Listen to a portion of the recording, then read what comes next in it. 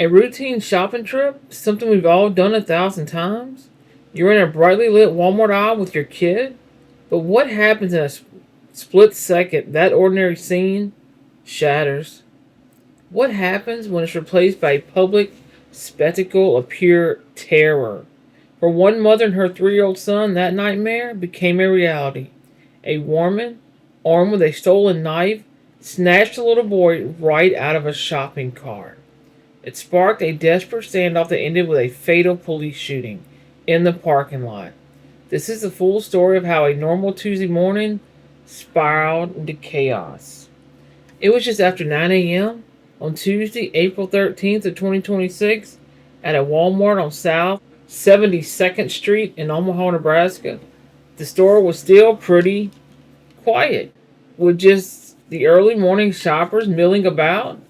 But inside, 31-year-old Naomi Gussman was about to set a horrifying plan in motion, an act that would end her own life and leave a little boy forever scarred. First, Gussman needed a weapon. Store surveillance footage confirmed she walked into the Walmart and simply shoplifted a large kitchen knife.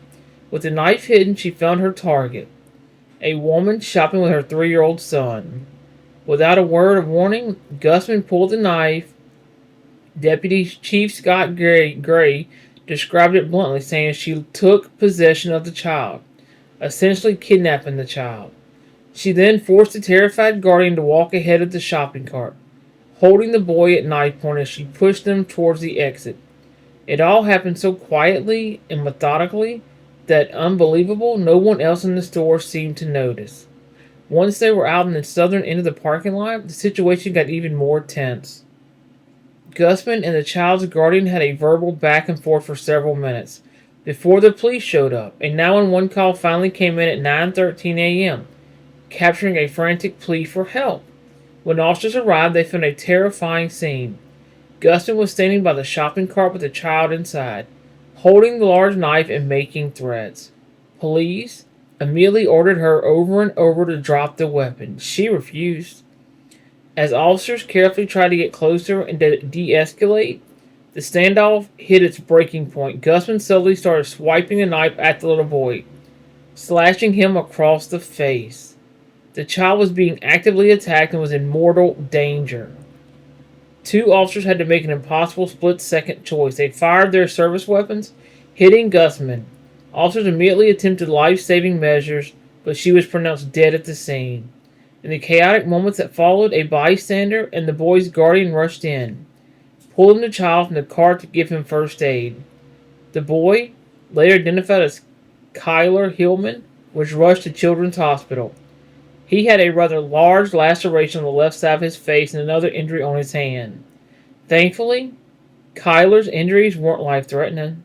He had surgery and was discharged from the hospital and is reportedly doing well. His parents later said they were incredibly grateful for the police, stating that without their quick action, the outcome could have been so much worse. As investigators started putting the pieces together, a disturbing picture of the attacker began to form. Court documents revealed that Naomi Gussman suffered from schizophrenia. This wasn't her first violent act. Back in 2024, she was accused of attacking her own father with a knife and setting his house on fire the very same day. She was found not responsible for those crimes by reason of insanity and was supposed to be in a court-supervised mental health treatment program. Why did she attack a random mother and child in a Walmart? The motive is still a mystery. As Gussman had no connection to the victims, Omaha Police Chief Todd praised his officers, saying they acted with professionalism and direct action to intervene and save a child's life. The two officers who fired their weapons were placed on paid critical incident leave while a multi-agency team conducts a full investigation. This incident is a tragic reminder of what can happen at the intersection of a mental health crisis and public safety. It's a harrowing story where a completely normal day turned deadly in an instant. And it really highlights the volatile, unpredictable nature of these critical incidents and the life or death decisions officers are forced to make. If you appreciate these detailed breakdowns of critical incidents, please consider liking this video and subscribing to the channel. And don't forget to hit the notification bell so you don't miss my next analysis.